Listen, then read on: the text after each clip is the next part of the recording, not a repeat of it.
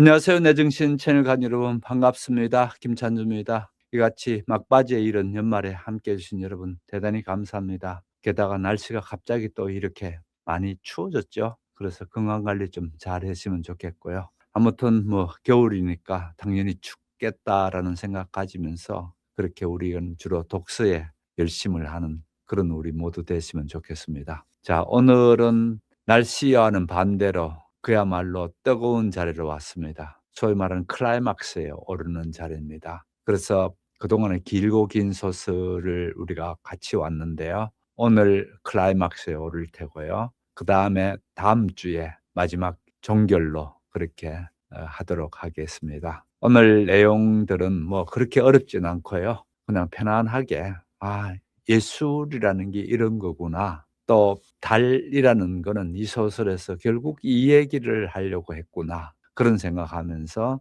반대편에 있는 우리의 일상의 삶, 육펜스도 또 한 번 더 생각해 볼 수 있는 그런 저녁 될 것 같습니다. 요약한 부분을 먼저 들으시고 계속하도록 하겠습니다. 뇌정신 채널 가족 여러분 반갑습니다. 오늘은 서머신 봄의 위대한 소설 달과 육펜스의 심장부로 함께 들어가 보려고 합니다.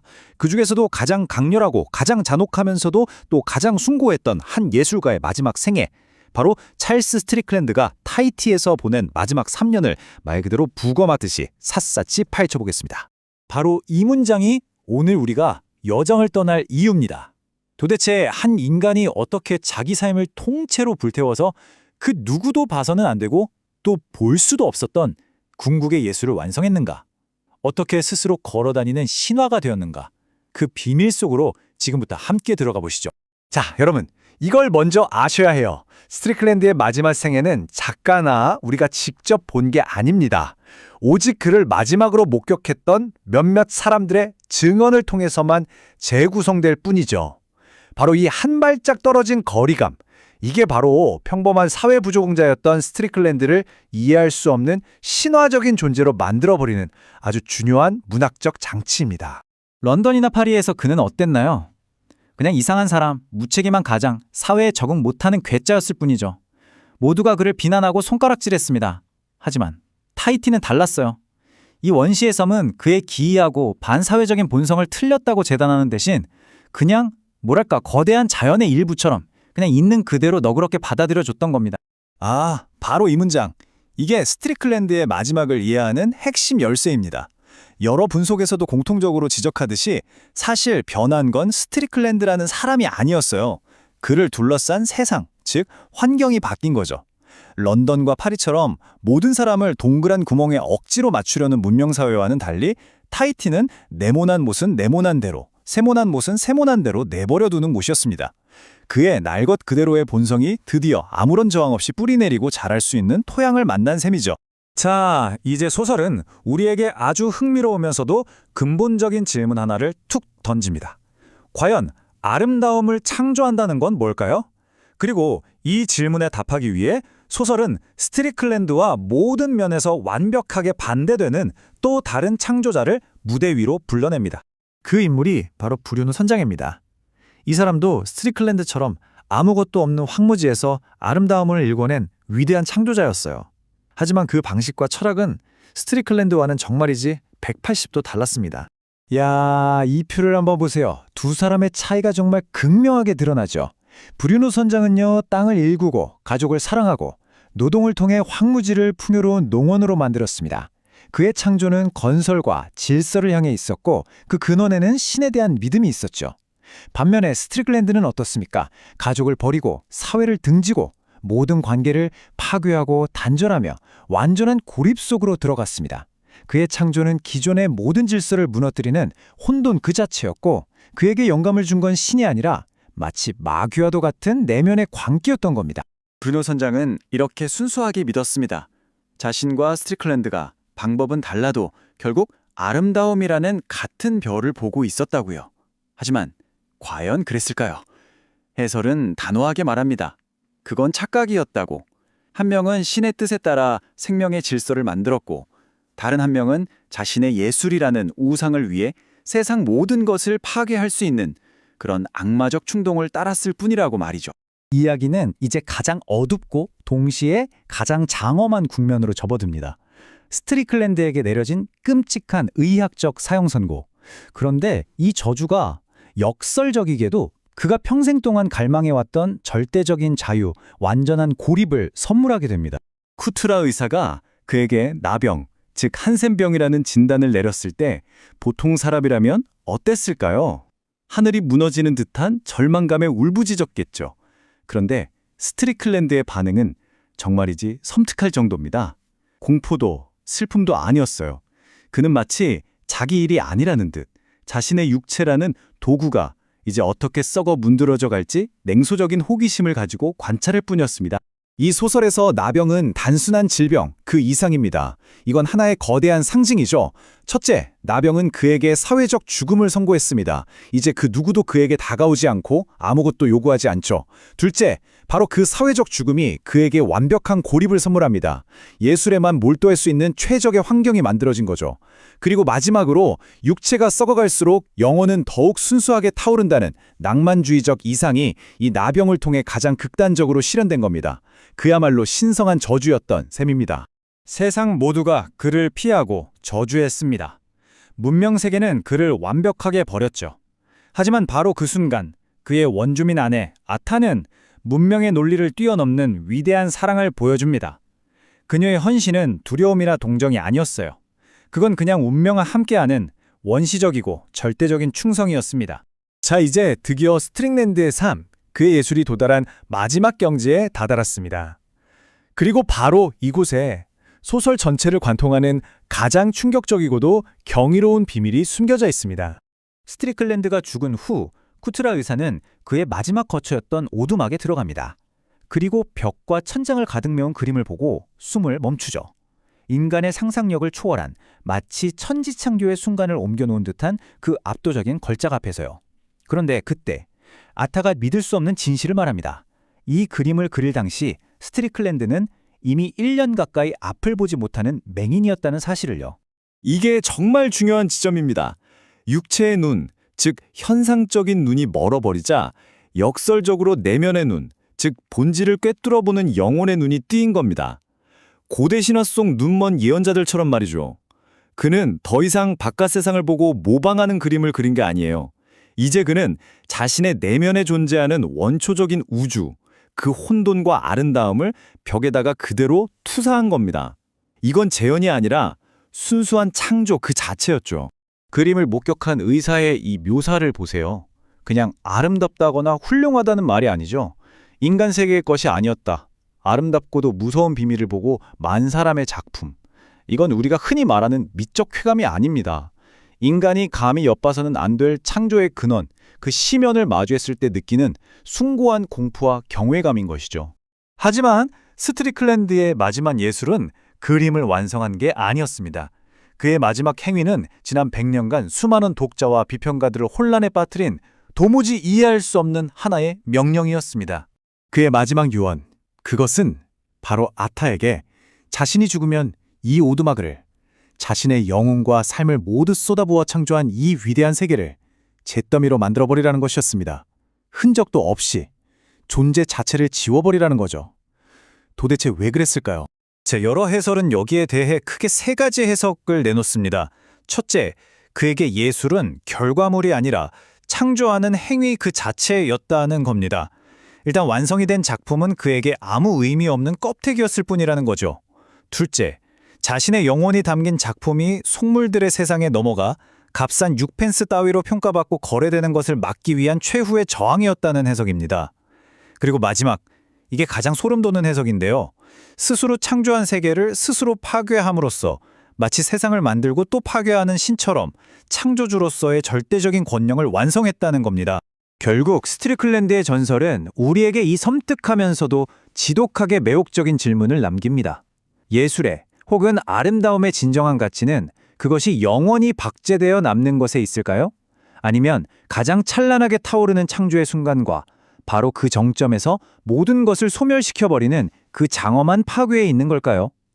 어쩌면 가장 완벽한 아름다움이란 우리 손에 잡히는 순간 사라져버리는 것인지도 모르겠습니다.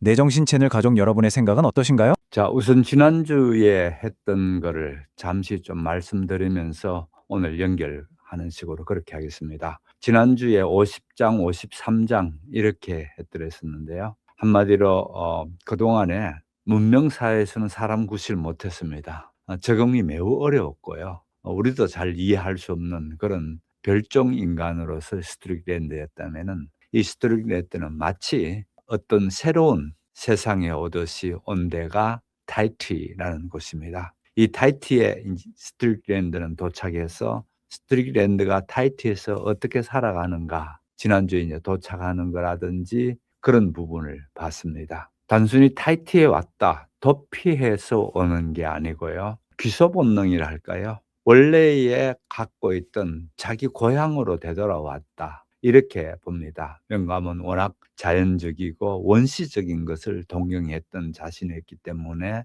문명사에서는 적응이 안 됐고요. 마침내 첫 온 지역인데 타히티가 그럼에도 불구하고 이런 생각이 든다. 내가 태어날 곳이 아닌 데서 태어나기도 하고 또 그들은 낯선 곳에 있다는 느낌, 바로 그러한 느낌, 그것을 찾아 사방을 헤매는 것 아닌가 이런 얘기가 첫 문장에서 50장에서 시작됐다 했습니다. 결국은 평생 이방인으로서 문명사회에 던져졌다가 마침내 자기의 고향 하이티로 돌아왔습니다. 실제 고향은 아니죠. 아닌데 문학 작품상으로서는 고향이라고 볼 수가 있습니다. 그렇게 와서 여기에서 적응해 나가는 생활을 얘기하게 돼 있고요. 이 적응해 나가는 생활에서 한 두 사람을 비교하는 사람을 등장시킵니다. 의사인 아브라함, 그다음에 아브라함과 동료 의사면서 항상 아브라함은 1등만 하다면은 그 2등만 해온 알렉 카마이클 동료 의사입니다. 왜냐하면 아브라함은 워낙 유명한 의사고 워낙 뛰어난 의사이기 때문에 당연히 그 유명 병원 거기에 자리를 깨어찰 줄 알았는데 그 병원에 그런 좋은 자리를 어느 날 알렉산드리아 항구에 갔다가 그거를 보고 모든 것 포기하고 알렉산드리아에서 아주 보잘것없는 검역이 돈도 작게 받는 데다가 매우 궁핍한 삶을 살 수밖에 없는 검역일을 하면서도 내면적으로는 매우 풍족해 하는 그런 걸 볼 수가 있었고요. 거기에 반대로 카마이클은 여행을 잡은 거죠. 그렇게 여행을 잡은 카마이클은 기사 자기도 받고 연수입 1만 파운드나 되는 집에 대저택에 살고 또 아름다운 아내까지도 얻고 그래서 성공을 마구 만끽하면서 살아가는 카마이클과 이 아브라함 이렇게 비교를 시킵니다. 이렇게 이 두 사람이 등장해서 비교를 되면서 우리가 앞으로 스트릭랜드가 이 타히티에서 추구하는 것과 어떻게 이 아브라함 의사와의 동일선상에 놓여질 수 있는가 이런 얘기를 50장에서 얘기하고 있습니다. 51장에 오게 되면은 티아레 존슨이 마침내 중재자로 나서서 아타와의 결혼을 합니다. 그래서 아타와의 결혼을 함으로 인해서 타히티에서 부족한 것들을 해결해냅니다. 다시 말씀드려서 이 6펜스적인 걸 해결 못하고 있던 그 같은 스트릭랜드에게 그거를 옆에서 지켜보던 티아레가 마침내 둘이 짝을 맺어주면서 사실은 중년 서양인 남자고 현지인은 17살 된 아가씨입니다. 이렇게 해서 두 사람이 결혼하면서 그런 문제들을 해결하게 되는 부분을 보게 되고요. 그러면서 결혼 축하연 벌어지고 뭐 그런 거를 같이 봤습니다. 그래서 결국은 타히티에서 마치 새로운 에덴에 도착한 듯이 그들은 일반 사람들과는 떨어진 깊숙한 산속에서 문명에서 8km나 더 떨어진 곳에서 산속에서 사는 그런 걸 우리가 봤습니다. 그렇게 하면서 아무런 스트레스 받는 것 없이 오로지 자기 작품 활동이라든지 또는 자연을 만끽하고 있는 그런 모습을 봤습니다. 그다음에 53장에 와서는 브루노 선장이 스트릭랜드가 처음에 거기에 왔을 때에 어떻게 스트릭랜드를 먼저 눈으로 알아보고 도움을 줬는가 그런 얘기를 듣게 됩니다. 왜냐하면 브루노 선장은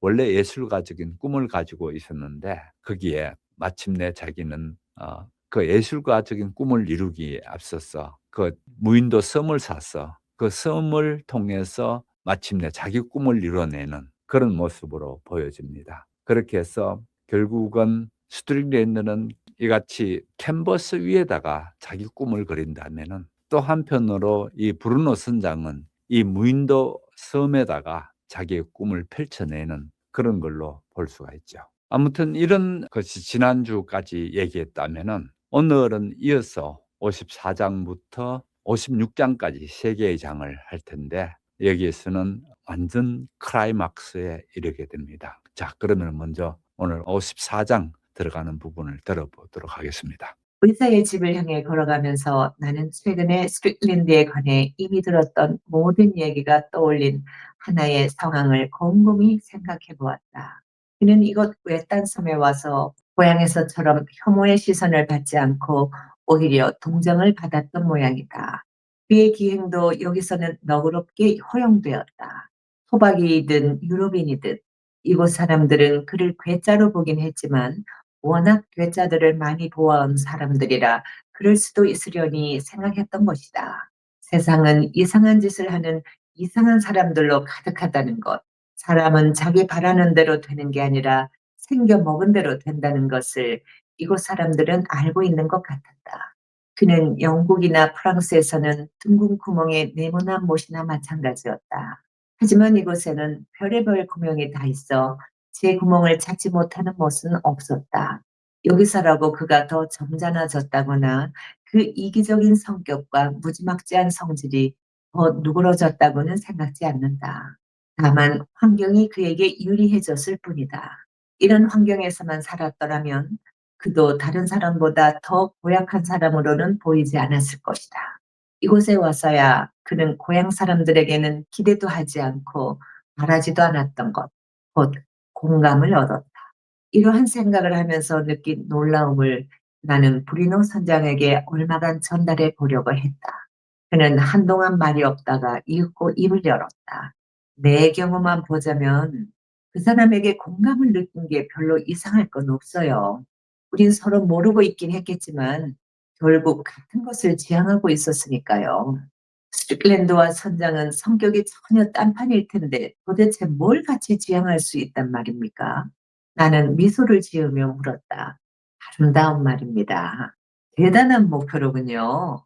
나는 혼잣말처럼 중얼거렸다. 선생도 아시겠죠? 사람이 사랑에 빠지면 다른 것은 아무것도 보이지도 들리지도 않는다는 걸. 그런 사람은 갤리선에 노젓는 나무 의자에 쇠사슬로 묶인 노예처럼 자기 자신을 마음대로 하지 못해요. 스틱랜드를 얽매였던 그 열정도 사람처럼 사람을 꼼짝 못하게 만들었죠. 당신에게서 그런 말을 듣다니 신기하군요. 나는 대답했다. 나도 오래전에 그 사람이 귀신에 홀린 게 아닌가 하는 생각을 했거든요. 스틱랜드를 사로잡은 열정은 미를 창조하려는 열정이었습니다.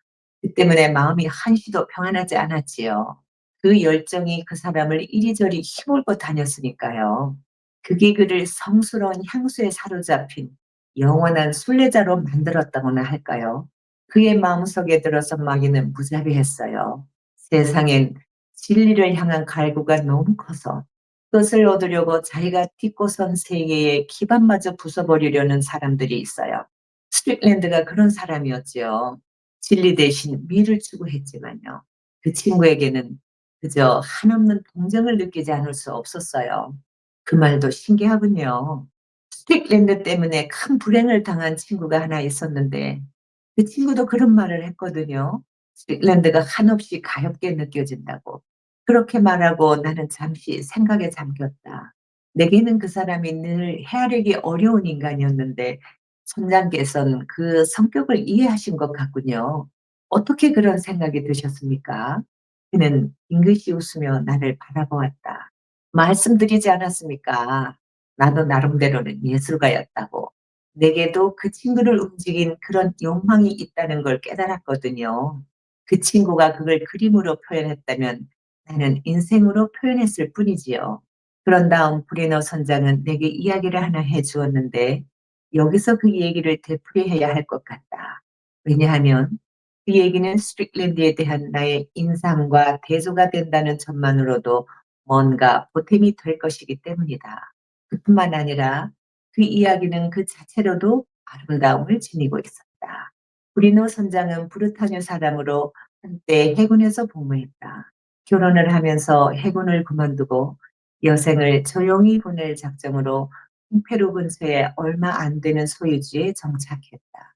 그런데 변호사의 실수로 그는 하루아침에 알거지가 되고 말았다.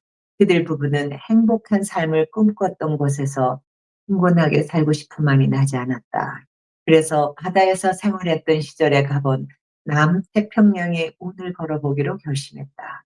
그는 파페트에서 몇 달을 보내면서 계획도 세우고 경험도 얻었다. 그런 다음 프랑스에 있는 한 친구에게 돈을 빌려 포모트 군도의 섬을 하나 샀다.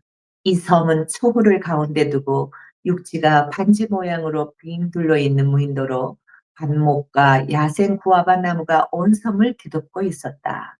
그는 겁없는 아내와 몇 명의 토박이를 데리고 섬에 상륙하여 곧 집을 짓고 관목들을 베어낸 다음 야자수를 심기 시작했다. 그것이 20년 전의 일이었다. 풀모의 땅이었던 섬이 이제는 아름다운 동산이 되었다. 처음에는 힘들고 불안했죠. 둘이서 죽어라고 일했어요. 매일 꼭두 새벽에 일어나 나무를 베고 필요한 나무를 심고 집을 지었죠. 밤이 되면 자리에 그대로 쓰러져 아침까지 죽은 사람처럼 잠을 잤습니다. 아내도 나 못지않게 열심히 일했죠. 그러다가 아이들이 생겼습니다. 첫째는 아들이었고 둘째는 딸이었어요. 그 애들이 배운 거 다 우리 내외가 가르친 겁니다. 프랑스에서 가져온 피아노가 있어 아내가 피아노 치는 법을 가르치고 영어도 가르쳤어요. 나는 라틴어와 수학을 가르치고요. 역사는 같이 읽었지요. 아이들이 이제는 배를 부릴 줄도 알아요. 수영도 토박이들 만큼 잘하고요. 섬 안의 것이라면 모르는 것이 없지요. 우리가 심은 나무들이 무성하게 자랐고 산호초에는 조개도 생겼습니다. 이번에 타이리에 온 것은 범선을 하나 살까 해서입니다. 조개도 이제 잡아서 팔아도 될 만큼 충분히 번식했지요. 누가 압니까? 혹시 진주라도 발견할지. 난 아무것도 없던 데서 뭔가를 만들어냈어요. 나도 아름다움을 만들어낸 셈이지요. 정말이지 선생은 모를 겁니다. 그 멀쑥하게 자란 튼튼한 나무들을 바라보면서 저것들을 다 내가 심었다고 생각할 때의 기분이 어떤 건지 선장께서 스틱랜드에게 물어보았던 말을 저도 물어도 될까요? 프랑스와 브루타뉴의 고향에 미련이 전혀 없습니까? 언젠가 딸이 결혼을 하고 아들이 아내를 얻어 이 섬을 이어받을 때가 되면 우리도 고향에 돌아가 내가 태어난 내 집에서 열생을 마쳐야죠. 그때 가서 행복했던 생활을 돌아보겠군요. 내가 말했다. 그야 그러겠죠. 섬 생활에 신나는 일은 없어요. 바깥 세상하고는 너무 멀리 떨어져 있고 생각해 보세요. 타이리까지 오는 데마도 나흘이 걸리지 않습니까? 하지만 우린 섬 생활이 행복해요. 어떤 일을 시도해서 그걸 성취하는 사람은 많지 않죠. 우리 생활은 소박하고 순진합니다. 야심에 물들 일도 없고 자부심을 가진다고 해봐야 그건 우리 손으로 해낸 일을 바라보면서 느끼는 그런 자부심뿐이고요. 악의를 가질 일도 없고 부러움으로 속상해야 할 일도 없어요. 아, 정말이지, 선생. 사람들이 신성한 노동이다, 뭐다 하는데 그건 다 헛말이에요.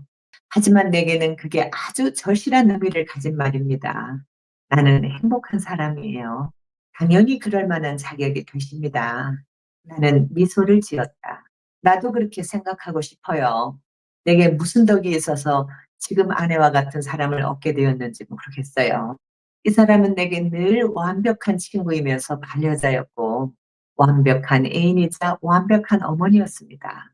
나는 한동안 선장이 내 상상 속에 그려준 그의 생활에 대해 생각해 보았다. 모르긴 몰라도 그런 생활을 하면서 그처럼 대단한 성공을 거두게 되었다면 두 분 모두 의지도 강하고 성격도 굳세었어야 했겠군요. 그랬겠죠. 하지만 한 가지 요소가 더 없었더라면 우린 아무것도 이뤄내지 못했을 겁니다. 그게 뭔데요? 그는 얼마간 극적으로 말을 멈춘 다음 팔을 앞으로 내뻗으며 말했다. 신을 믿는 마음. 그게 없었더라면 우리는 실패했을 거예요. 그때쯤 우리는 의사인 쿠트라 씨의 집에 이르러 있었다.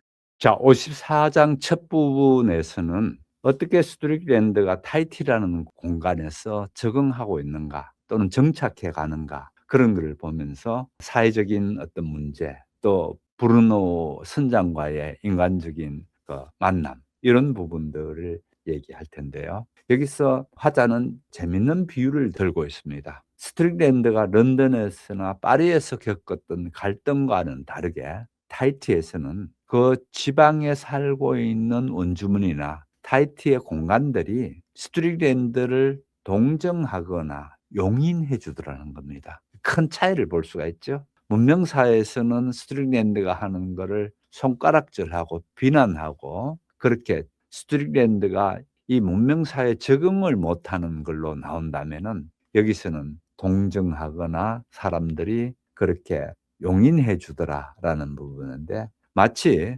스트릭랜드가 런던이나 파리에서 겪었던 상황을 일종의 둥근 구멍에 네모진 나사못을 자꾸만 갖다 넣는 것하고처럼 맞지 않았다는 겁니다. 둥그렇게 구멍이 됐으면 둥그런 나사못이 들어가야 되는데 이게 네모진 나사못이라고 이렇게 봅니다. 하지만 이 타히티 속에서는 오만 구멍이 다 있어서 구멍을 들다보고 네모진 구멍을 찾아서 넣으면 되도록 그렇게 되어져 있는 걸로 표현했습니다. 참 재밌는 표현이죠. 한쪽은 억지로 맞춰 살든지 못 맞추면은 손가락질하고 또 부적응자로 낙인 찍고 이렇게 됐다면은 여기서는 누구든지 자기 원하는 것을 찾아서 할 수 있도록 이렇게 되어져 있더라 이 얘기입니다. 그래서 아무튼 스트릭랜드의 본성은 무지막지한 이기심 그다음에 뭐랄까요? 상대를 고려하지 않는 자기 중심의 생각을 하는 그런 거라면은 여기에서는 남의 형편을 고려할 필요가 없어집니다. 왠가 하면은 형편, 환경이라는 자체가 여기서는 녹아 없어져 버리는 자리이기 때문에 그렇습니다. 그래서 전혀 스트릭랜드의 기행이라든지 적응 못하는 모습이든지 그런 것들이 여기서 드러나지 않고 그냥 이 사람들은 동정해구주구나 안타깝게 생각하거나 이상한 사람이라고 생각하지 않더라는 겁니다. 영감이 이 섬에 살면서 별의별 희한한 인간들을 많이 봐와서 그런 것도 있고 또 그다음에 이 사람들은 자연이 그러하듯이 그런 것조차도 그대로 받아주더라라는 부분입니다. 이 부분에서 또 뭘 볼 수 있는가 하면은 지지난 시간인가 제가 말씀드린 이보멘시 니체가 가진 사상을 얘기했습니다. 마찬가지로 여기에서 이 초월적인 초인 그러니까 이보멘식 이 초인은 기존의 관점과 해석에 의하면은 이 초인은 전혀 그 뭡니까 초인으로 명명될 수가 없습니다. 그래서 이 기존의 관점 니체가 얘기하는 기존의 관점이라든지 기존의 도덕관념이든지 이런 것들을 지트리히카이트라고 합니다. 지트리히라는 얘기는 윤리적인 또는 도덕적인 그런 뜻입니다. 그래서 공동체에서 통용되는 것 그런 것들에 카이트라고 뒤에 붙은 거는 형용사 다음에 붙은 카이트가 붙게 되면 어떤 특성 이런 거를 말하거든요. 그래서 조합된 단어입니다. 윤리적인 특성이 모여진 것, 이 짓리히죠. 이 짓리히라는 윤리적인 것, 이거는 이쪽 이 타히티에서는 또는 초인에게는 이게 통하지 않습니다. 초인은 그런 게 초인 못되게 하는 요소지요. 거기에 비해서 이 타히티에서의 스틸랜드는 그야말로 날개 단 초인이랄까요? 이런 표현은 여기 없습니다만은 제가 생각할 때는 그같이 거침없는 초인이 되는 것을 보게 됩니다. 범죄자나 광인, 미치광이라든지 또 도덕적으로 결함이 있는 사람으로 이렇게 낙인 찍히는 사람으로 된다면은 그러나 이 생명 그 자체인 이 원시 사회에서는 그게 바로 생명력에 꿈틀거리는 힘의 원천이라고 보아서 그대로 존중받고 또 그 힘의 원천이 마구 솟구칠 수 있는 아무런 그 제재를 받지 않는 그런 걸 보게 됩니다. 그러면서 이제 브루노 선장에 대한 얘기가 나옵니다. 브루노 선장이 어떻게 여기에 정착하게 됐는가를 얘기해 줍니다. 자기가 해군에서 복무했고 그렇게 결혼을 하면서 이제 해군은 그만두고 여성을 좀 조용히 보낼 생각으로 어떤 소유주를 하나 마련하고 정착하려고 했는데 그만 그게 변호사의 실수로 다 날려 먹어버립니다. 그래서 그들은 그런 꿈을 이룰 수가 없고, 그러다가 생각하다가 해군에 있을 때 바다에서 생활했던 경험을 떠올라서 이 남태평양 타히티에 있는 파파예테 여기에서 한 몇 개월 좀 쉬려고 왔다가 이때 보면서 자연이 너무 아름답고 그러니까 이 무인도 섬을 하나 사서 그렇게 자기가 읽어봐야 되겠다 이 생각을 갖습니다. 그래서 프랑스에 있는 친구한테 돈을 빌려가지고 포모투 군도를 합니다. 그 군도 가운데 포모투 군도 섬을 하나 샀는데, 이 섬은 초호를 가운데 두고 육지가 마치 반지 모양으로 동그랗게 이렇게 되어져 있는 그런 둘러서 있는 그런 무인도였답니다. 관목과 야생 구아바 나무가 온 섬을 뒤덮고 있었는데, 거기에 겁없는 아내와 자신 그리고 몇 사람을 데리고 들어가서 관목을 베어내고 야자수 나무를 심기 시작했고, 이렇게 그곳을 개간을 합니다. 개간을 해서 20년 동안 그렇게 불모의 땅을 이제는 아름다운 동산으로 만들어냈다. 브루노 선장이 여기 와서 어떻게 견뎌내면서 아름답게 일궈냈는가를 얘기하고 있습니다. 처음에는 힘들고 불안했죠. 둘이서 죽으라고 일했어요. 매일 꼭두 새벽에 일어나 나무를 베고 필요한 나무를 심고 집을 지었죠. 밤이 되면 자리에 그대로 쓰러져 아침까지 죽은 사람처럼 잠을 잤습니다. 아내도 나 못지않게 열심히 일했죠. 이렇게 힘을 모아가지고 탁 했는 그런 모습을 볼 수가 있죠. 또 그 다음에 나중에 아이가 생기니까 아이를 그 섬에서 학교를 보낼 수가 없지 않습니까? 그러니까 집에서 전부 다 아이를 가르치게 됩니다. 그렇게 피아노를 가르치고 또 영어도 가르치고, 그건 아내가 맡은 부분이라면은 선장은 얘들께 라틴어와 수학을 가르치고, 그렇게 해서 애들이 문명 세계에서 교육받는 것 못지않게 잘 자기네들이 다 교육시켰다 이 얘기입니다. 그래서 이제 이만큼 이렇게 돼서 수학을 그 가운데에, 그러면서 얘기가 딸과 아들 걔들께 이 지역을 물려주고, 이 사람들은 자기네들이 태어난 고향 옛집으로 돌아가서, 그런 프랑스로 돌아가서 노후를 그렇게 보내고 싶다. 결국은 여기도 뭐가 나오나요? 귀소 본능이라는 게 나오죠. 말씀드린 것처럼 지난주에도 나왔습니다마는 브루노 선장은 자연 속에 와서 자기가 꿈꾼 것을 자연 속에서 이루어내는 겁니다. 거기에 비해서 찰스 스트릭랜드는 그거를 자기 캔버스 위에다가, 그것도 문명을 거부하고 그렇게 해서 이 타히티에 온 결과로서 캔버스 위에다가 꽃을 피워낸다면은, 이 브루노 선장은 자기 가족이 다 같이 여기에 타히티에 왔습니다. 전부 다 자기들끼리 해결한다, 집 안에서. 그런 단란한 가정을 여기서 볼 수가 있죠. 아무튼 이렇게 되는 걸 서로 비교하면서 이 얘기를 해놨습니다. 결국은 여기서 우리가 봐야 될 거는, 브루노 선장은 자연 속에서 흙과 자기 노동, 또 자기가 만들어가는 것, 이런 거를 통해서 창조의 매체로 본다면은, 나무를 심고 뭐 이런 것들이 창조의 매체로 본다면은, 찰스 스트릭랜드는 물감, 캔버스 또는 고립, 이런 것들이 자기의 어떤 그 창조의 매체라고 그렇게 비교될 수 있을 테고요. 그 다음에 창조 방식에서는 당연히 브루노 선장은 노동하면서 경작하죠. 경작하고 또 아이들을 양육하죠. 또 그 다음에 환경들을 위해서 건설해 나가죠. 그런 방식의 창조 방식이라면은, 찰스 스트릭랜드는 일종의 파괴가 나타납니다. 브루노 선장과의 비교하면서 좋게 비교되죠.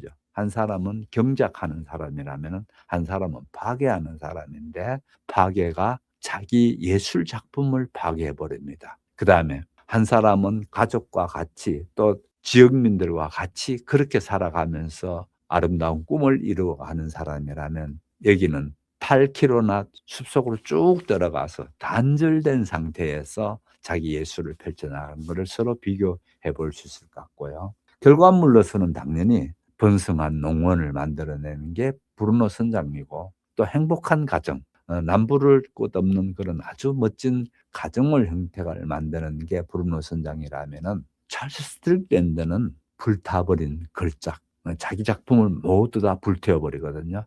그래서 불타버린 걸작에다가 그 다음에 비극적인 죽음을 맞습니다. 그런 부분에서 아주 다른 결과물로 보여주겠죠. 그다음에 사회적 관계라는 측면에서 보게 되면은 아내와 자녀 이렇게 유대적 관계가 잘 이루어가는 게 브루노 선장의 얘기라면은 찰스 스트릭랜드는 여기에 비교해서 타인의 희생이 나타납니다. 특히 아타, 17살밖에 안 되는 이 아타의 희생 여기서 나타나고요. 또 그전은 누구의 희생이 나왔나요? 블란치. 블란치는 결국 자살해 버렸죠. 그래서 찰스 스트릭랜드의 자기 예술을 이루어 나가기 위해서 이 같은 희생자들이 나타나는 게 또 다른 면이죠. 그래서 요런 면을 서로 비교하면서 같은 예술 세계에 뭔가를 이루어 나가는 과정이라도 이렇게 다르게 나타난다. 요런 부분을 보실 필요가 있을 것 같습니다. 아무튼 여기서 스트릭랜드가 하는 거를 보게 되면은요. 브루노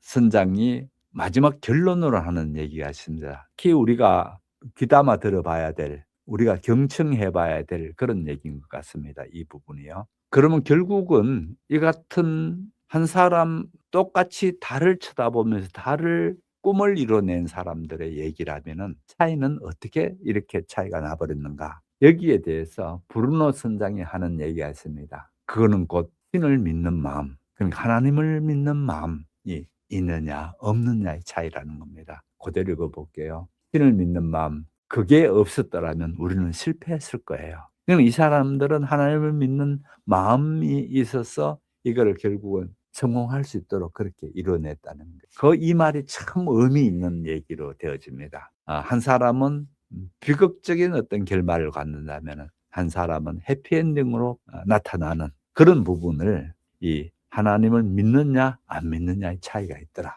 이렇게 얘기해 줍니다. 쿠트라 의사는 프랑스인으로 엄청나게 크고 뚱뚱한 노인이었다. 몸집이 마치 거대한 오리알 같았다.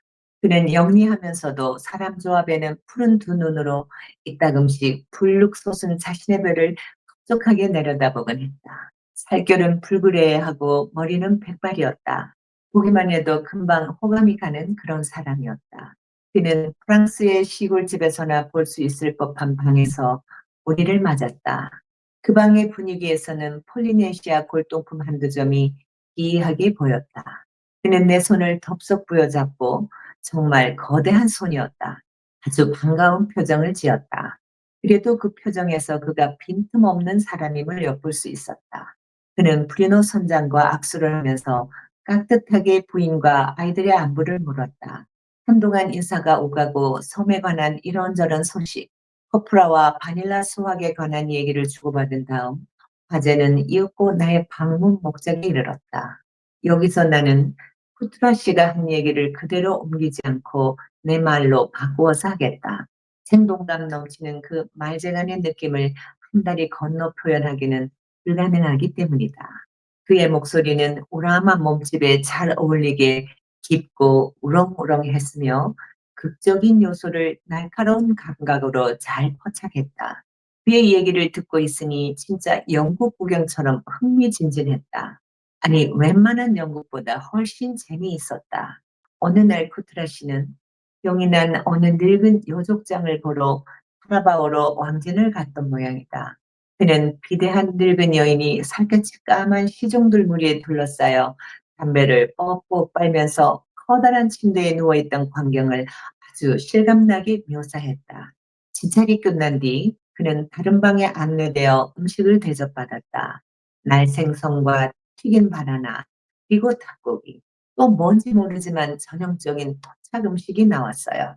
그런데 먹으면서 보니 웬 여자아이가 하나 울면서 문간에서 사람들에게 쫓겨나고 있었다.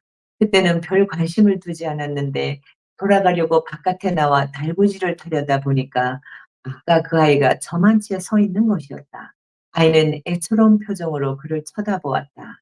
두 볼에 눈물을 줄줄 흘리고 있었다. 의사는 옆 사람에게 아이가 무슨 일로 저러느냐고 물어보았다. 그러자 그 아이는 산에서 내려온 아이인데 병이 난 어떤 백인이 있어 왕진을 청하려고 왔다는 것이었다.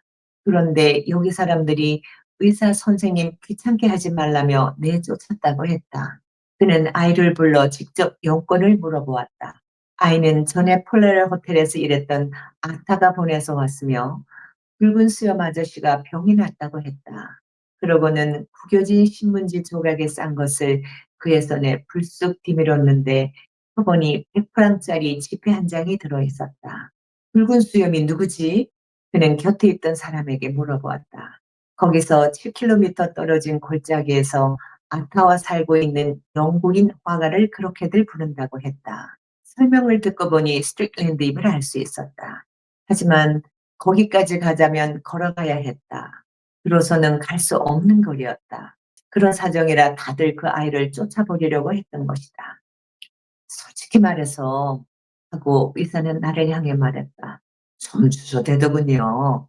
험한 산길을 왕복 14km나 걸어야 하니 내길 리가 있겠습니까? 그날 밤 안으로 파페트로 돌아올 수 있다는 보장도 없고요. 게다가 스트릭랜드가 호감을 주는 사람도 아니었죠. 내가 보기엔 아무짝에도 쓸모없는 게을러 빠진 건달이었어요. 우리들처럼 일해서 먹고 살려는 게 아니라 원주민 여자하고나 살려 하고 말이에요. 그런데 이게 웬일입니까? 어느 날 갑자기 세상 사람들이 이 사람을 천재라고 하게 될 줄 내가 꿈에나 알았겠어요. 내가 여자에게 물었죠. 그 사람이 날 보러 내려오지 못할 정도로 아프냐고, 어디가 아픈 것 같다냐고도 물어봤어요. 대답을 하려 하지 않더군요. 나도 모르게 화가 나서 좀 윽박질렀나 봐요. 아이가 고개를 푹 숙이고 울기 시작하는 게 아니겠습니까? 그래, 어쩔 도리가 없더군요. 따지고 보면 가는 게 내 도리가 아닌가 싶었어요. 그래서 하여간 아주 언짢은 기분으로 그애더러 앞장을 서라고 했지요. 그곳에 도착했을 때도 의사의 기분은 전혀 나아지지 않았다. 땀은 줄줄 흘러내리고 목은 타는 듯 말랐다. 아타가 내다보고 있다가 길을 내려와 의사를 맞이했다. 환자는 환자고 우선 마실 것 좀 주게나. 목이 말라 죽겠어. 그는 짜증스럽게 소리를 내질렀다. 얼른 야자라도 하나 갖다 줘. 아타가 소리를 지르자 사내 하나가 뛰어왔다. 아이는 나무로 기어 올라가더니 이내 잘 익은 열매 하나를 떨어뜨렸다. 아타가 열매의 구멍을 뚫어주자 의사는 시원한 야자물을 기분 좋게 쭉 들이켰다. 그러고 나서 담배를 한 대 말아 피우니 그제야 기분이 좀 나아지는 것 같았다. 그래, 붉은 수염은 어딨나? 그가 물어보았다. 안에서 그림을 그리고 있어요. 의사 선생님이 오신다는 얘기는 하지 않았어요. 들어가서 좀 봐주세요. 아니, 도대체 어디가 아프단 말이야? 그림을 그릴만 하다면 타라바오로 내려올 수도 있지 않은가? 그러면 내가 이렇게 고생을 해가면서 여기까지 오지 않아도 되잖아. 내 시간은 이 사람 시간보다 중하지 않나? 아타는 이 말에 아무 대꾸도 하지 않고 사내애와 함께 그를 뒤따라 안으로 들어왔다. 그를 데리러 왔던 여자애는 어느새 베란다에 앉아 있었다. 베란다에는 노파 하나가 벽을 등진 채 원주민 담배를 피우고 있었다. 아타가 손짓으로 문을 가리켰다. 의사는 왜들 이렇게 이상스럽게구나 하고 언짢게 여기면서 방 안으로 들어갔다. 스트릭랜드가 팔레트를 닦고 있었다. 이젤 위에 그림이 하나 놓여 있다. 팔에 어만 걸치는 스트릭랜드가 입구를 등지고 서 있다가 구두발자국 소리에 몸을 돌렸다. 돌아보는 그의 얼굴에 불쾌하다는 표정이 역력했다. 의사를 보더니 그는 깜짝 놀랐다. 뜻밖의 침입에 화가 나는 모양이었다. 하지만 의사는 의사대로 자지러질 듯 놀랐다. 두 발이 그 자리에 얼어붙고 말았다. 그는 스트릭랜드를 뚫어지게 바라보았다. 이 병이라고는 꿈에도 생각지 못했던 것이다. 의사는 온몸에 소름이 쭉 끼쳤다. 누군데 이렇게 마구 들어오시오? 스트릭랜드가 말했다. 영권이 뭐요? 의사는 겨우 정신을 가다듬었다. 하지만 입을 떼려고 하니 몹시 힘이 들었다. 화가 났던 지금까지의 감정은 다 사라지고 말았다. 이제는 다만 진심이었어요. 하고 의사는 말했다. 하염없는 연민만이 느껴질 따름이었다. 난 의사요. 후트라라 하오. 하라바오의 족장을 진탈하러 갔다가 아타가 당신을 봐달라고 아이를 보내서 왔어. 바보 같은 짓을 했군. 요사이 그저 몸이 좀 쑤시고 열이 좀 나긴 했지만 아무것도 아니요. 곧 낫겠지. 누가 파페트에 나갈 일이 있으면 신이나 좀 구해오라고 할 참이었어. 거울 좀 들여다보시오. 스틱랜드는 그를 힐끗 쳐다보며 비죽 웃더니 벽에 걸려있는 거울 앞으로 갔다. 조그만 나무틀을 끼운 싸구려 거울이었다. 그래, 어떻단 말이여? 얼굴이 이상해진 걸 모르겠어? 또 부어서 그러니까 뭐라고 해야 하나? 책에서 말하는 사자 얼굴이 되어 있는 걸 모르겠어? 이봐요, 이 딱한 양반아. 내가 꼭 말해줘야 되겠어? 당신은 무서운 병에 걸렸단 말이요. 내가 말이요. 거울을 들여다봐요. 영락 없는 나병 환자 모양 아니요. 농담 마시오. 스트릭랜드가 말했다. 나도 제발 농담이라면 좋겠어. 아니, 내가 문둥병에 걸렸단 말이요. 안 됐소만 틀림없어요. 쿠트라 씨는 사람들에게 죽음의 선고를 내린 일이 한두 번이 아니었다. 그때마다 그는 소름 끼치는 공포를 이겨낼 수 없었다. 번번이 느끼는 것이지만 죽음을 선고받은 사람은 자신과 의사를 비교해가면서 격심한 증오감을 느끼는 것 같았다. 환자에게 의사는 헤아릴 수 없이 귀중한 삶의 특혜를 누리고 있는 말짱하고 건강한 사람으로 보이는 것이다. 스트릭랜드는 말없이 그를 바라보았다. 혐오스러운 병으로 일그러져 버린 그의 얼굴에는 아무런 감정의 동요도 떠오르지 않았다. 저것들은 알고 있어? 그가 이윽고 여느 때와 달리 야릇한 침묵을 지키며 베란다에 앉아 있는 사람들을 가리키며 물었다.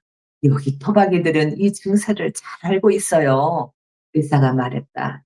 당신에게 차마 알리지 못해서 그렇지. 스틱랜드는 뚜벅뚜벅 문간으로 걸어가 밖을 내다보았다. 그의 얼굴에 무슨 험악한 표정이 떠올라 있었던 모양이다. 밖에 있던 사람들이 갑자기 한꺼번에 슬프게 울부짖기 시작했다.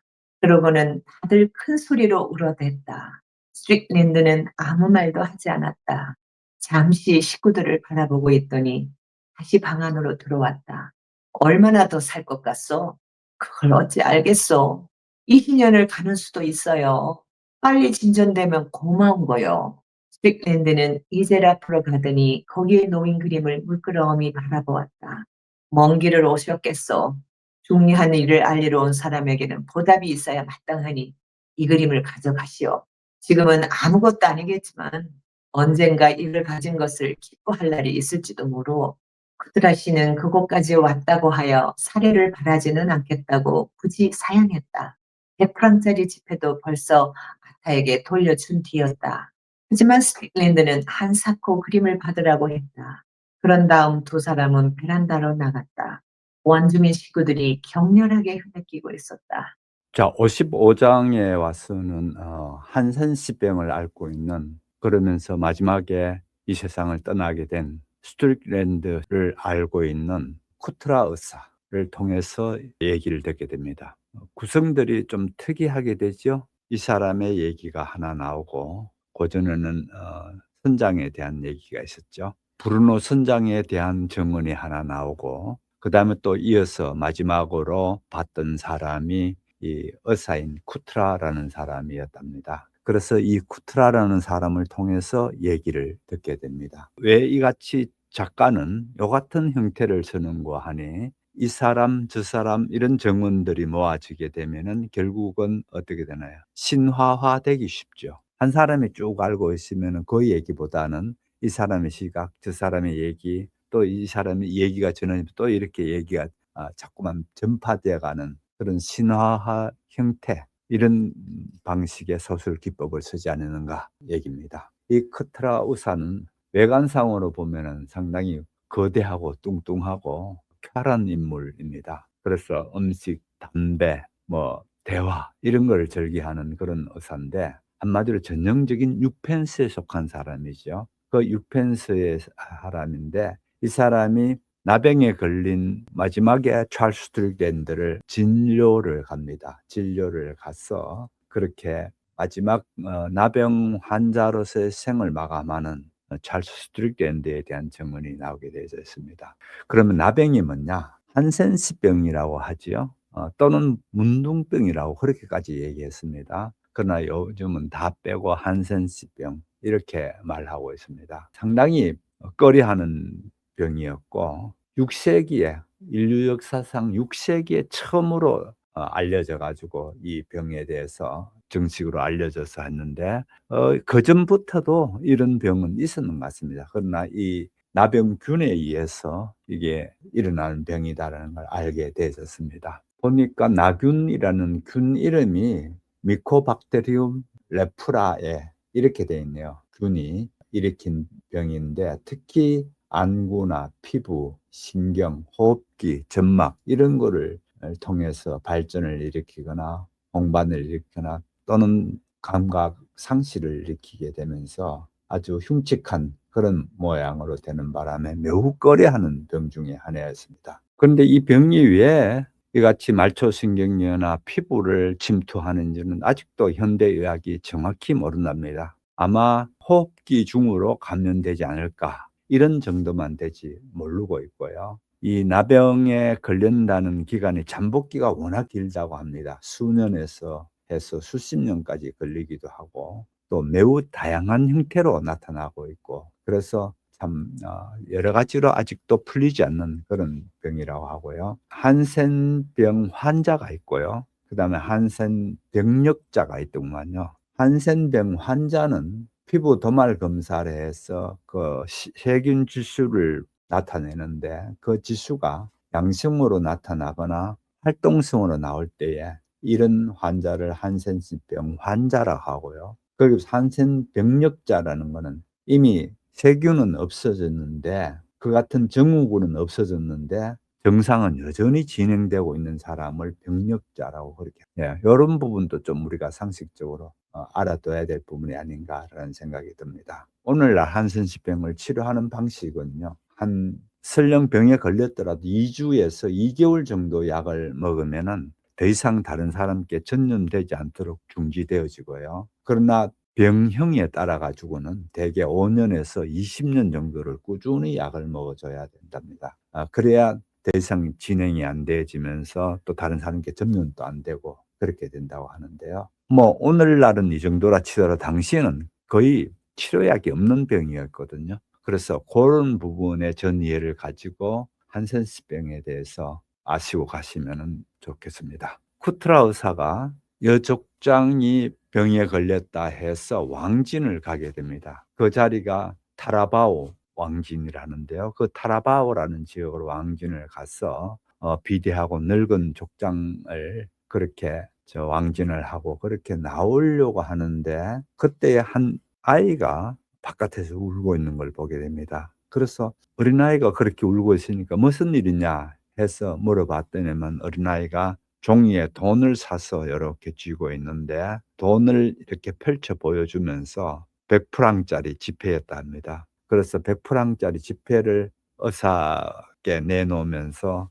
좀 와달라 그렇게 한 겁니다. 그러면 왜 그렇게 되는가 하면은요. 이게 워낙 산중이니까 아무 의사가 안 갈라 할 것 같다는 말이에요. 그래서 마을 사람들이 이 아이가 근처에 오지 못하도록 하니까 아이는 바깥에서 그렇게 울고 있는 겁니다. 그래서 아이 보고 그렇게 해서 따라갑니다. 그래서 산길을 14km나 걸어가는 겁니다. 14km를 걸어가서 봤더니만은 뭐 가기는 갔는데 매우 그 더운 날씨에 그렇게 산길을 길게 걸어야 되니까 짜증이 왔습니다. 그래서 가자마자 물 한 컵 달라고 안 그러면은 야자수라도 하나 좀 해달라고 그렇게 해서 야자수를 마시고 있습니다. 마시면서 환자는 어딨나? 그러니까 그 아타가 얘기합니다. 아무 대꾸도 하지 않으면서 그 아타가 안으로 들어갑니다. 그런데 그 환자를 보는 순간에 온몸에 소름이 쫙 끼쳤다. 그 얘기합니다. 이미 병세가 완연했기 때문에 그러거든요. 그러면 스트릭랜드는 매우 외부 사람을 꺼려하고 있는데 당신 누구요? 난 의사요. 쿠트라라고 합니다. 타라바오 족장을 진찰하러 왔다가 여기에 아이 때문에 여기에 왔습니다. 그 아이는 누구와 보냈는 거? 아타가 그 돈을 줘가지고 거기에 의사가 왔다니까 네가 가서 좀 데리고 와달라. 그렇게 해서 아이가 그렇게 가서 데리고 온 겁니다. 그랬더니면 스트릭랜드의 대답이 바보 같은 짓을 했군. 뭐 요즘 좀 몸이 좀 불편하긴 하지만은 하면서 그렇게 대수롭지 않게 얘기합니다. 그러면서 의사가 그럽니다. 당신 거울 좀 보라고. 이미 병세가 너무 심해서 얼굴이 이미 많이 망가진 것 같습니다. 마치 사자 얼굴 모양이 되어졌다는 얼굴이 막 이렇게 커져서 사자 얼굴이 됐다는 거죠. 그래서 영락 없는 나병 환자예요. 그러니까 스트릭랜드가 하는 농담 마시오. 이제 그럽니다. 그러니까 나도 제발 농담이었으면 좋지만은 하면서 당신은 틀림없이 나병 환자입니다. 그렇게 얘기해 줍니다. 아무튼 끔찍한 나병 환자라는 형태로서 이제 의사가 선고를 내리는 거나 마찬가지죠. 그러면서 스트링랜드가 묻습니다. 바깥에 있는 쟤들도 내가 나병 환자라는 걸 압니까? 라고 물어봅니다. 그랬더니 의사 얘기가 이곳 토박이들도 나병에 대해서 잘 알고 있습니다. 그러니까 스트링랜드는 아무 말도 하지 않고 그 다음에 의사께 묻기를 내가 얼마나 살 것 같소? 묻습니다. 내가 그걸 어찌 알겠소? 20년을 갈 수도 있고 오히려 빨리 병이 진정되면 고마운 일이죠. 이렇게까지 얘기합니다. 아무튼 먼 길 오셔서 이렇게 해주시니 고맙소. 그러면서 자기가 그림 그리던 이 그림을 가져가시오. 지금은 아무것도 아니겠지만 언젠가 이걸 가진 것을 기뻐할 날이 올 것이요. 의사 쿠트라시는 안 그래도 100프랑을 지폐를 그렇게 준 것도 내가 아타한테 돌려줬는데 하지만 스트릭랜드는 한사코 그림을 받으라고 했다. 그런 다음 두 사람은 베란다로 나갔다. 원주민 식구들이 격렬하게 흐느끼고 있었다. 이 문장입니다. 여기에서 보면은 스트릭랜드가 그 원주민들과 더불어 살면서도 그래도 그 사람들께 큰 영향을 미쳤고 그 사람들이 얼마나 또 순진하고 순박한 사람인가라는 걸 볼 수 있는 부분이 이 부분들이. 이 장은 너무 길어서 반으로 자른 겁니다. 이 뒷부분을 또 보도록 하겠습니다. 이봐, 조용히 해. 눈물 닦아. 스트릭랜드가 아타를 향해 말했다. 큰일 난 거 없어. 내가 곧 떠날 거야. 사람들이 당신을 데려가는 건 아니죠. 아타가 소리 질렀다. 그때만 해도 그곳 섬들에서는 나병 환자들의 격리가 그다지 엄격하지 않아 환자들은 마음만 먹으면 어디든 돌아다닐 수 있었다. 산으로 들어가겠어. 스트릭랜드가 말했다. 그러자 아타가 벌떡 일어서서 그를 마주보고 섰다. 딴 사람들은 가고 싶으면 가라고 해요. 하지만 난 당신 곁을 떠나지 않겠어요. 당신은 내 남자고 나는 당신 여자예요. 당신이 날 두고 가면 뒤뜰나무에 목 매달아 죽어버릴 거예요. 정말이에요. 그녀의 말에는 사람의 마음을 움직이는 강한 힘이 담겨 있었다. 그녀는 이제 순하고 연약한 토박이 아가씨가 아니라 결의에 가득 찬 여인이었다. 어느 순간에 그녀는 엄청나게 변화되어 있었던 것이다. 왜 나랑 있겠다는 거야? 너는 파페트로 돌아가면 돼. 거기 가면 곧 다른 백인 남자를 만날 수 있을 거 아니야. 아이들은 할머니가 돌봐줄 수 있을 테고, 네가 돌아가면 티아레도 반가워할 거야. 당신은 내 남자고 나는 당신 여자예요. 당신이 어딜 가든 나도 따라가요. 스틱랜드의 의연한 태도가 한순간 흔들렸다. 두 눈이 그렁그렁해지더니 이윽고 두 볼리로 눈물이 천천히 흘러내렸다. 그러나 다음 순간 어느 때의 그 냉소적인 웃음이 떠올랐다. 여자란 알 수 없는 동물이요. 그는 쿠드라 씨에게 말했다. 개처럼 취급하고 팔이 아프도록 두들겨 패도 여전히 사내를 사랑한단 말이요. 그는 어깨를 으쓱했다. 그러니 여자에게도 영혼이 있다는 건 기독교의 망상 가운데서도 제일 터무니없는 망상이죠. 지금 의사 선생님한테 뭐라고 하는 거예요? 아타가 의심스럽다는 듯 물었다. 가지 않을 거죠? 네가 원하면 가지 않겠다. 이따한 것. 아타는 그의 앞에 풀썩 무릎을 꿇고 앉더니 두 팔로 그의 다리를 꼭 껴안고 입을 맞춰. 스트릭랜드는 희미한 미소를 띠고 쿠트라 씨를 바라봤다. 결국 여자에겐 당하지 못해. 일단 붙잡히기만 하면 꼼짝할 수 없다니까. 백인이든 토박이든 다 마찬가지야. 쿠트라 씨는 이처럼 무서운 재앙을 당한 이에게 유감을 표현한다는 것도 못할 짓으로 여겨져 그냥 작별을 하고 말았다. 스틱랜드가 사내아이 타네에게 의사를 마을까지 안내해드리라고 일렀다. 쿠트라 씨는 여기서 잠시 이야기를 멈춘 다음 나를 향해 말했다. 나는 그 친구가 마음에 들지 않았어요. 워낙 호감이 가지 않는 사람이라고 했지 않았습니까? 하지만 나는 카라바오로 천천히 내려오면서 사람이 겪을 수 있는 괴로움 가운데 가장 견디기 힘들다고 할 수 있는 괴로움을 의용히 참아내는 그 금욕적 용기를 보고 나도 모르게 감탄하지 않을 수 없었어요. 아내와 헤어질 때 나는 도움이 될 만한 약을 좀 보내겠다고 했죠. 하지만 스틱랜드가 선뜻 그 약을 쓰리라고는 생각지 않았어요. 쓴다고 해도 효용이 있으리라고는 더더욱 생각지 않았고요. 아이에게 그랬죠. 사람을 보내면 언제든 갈 터이니 아타에게 이르라고. 산다는 건 정말 쉬운 일이 아니에요. 자연의 신이 때로는 제 자녀를 괴롭히면서 잔인한 즐거움을 느끼기도 하니까요. 나는 파페트의 안락한 집으로 돌아오면서 마음이 한없이 무거웠습니다. 우리는 모두 오랫동안 입을 열지 않았다.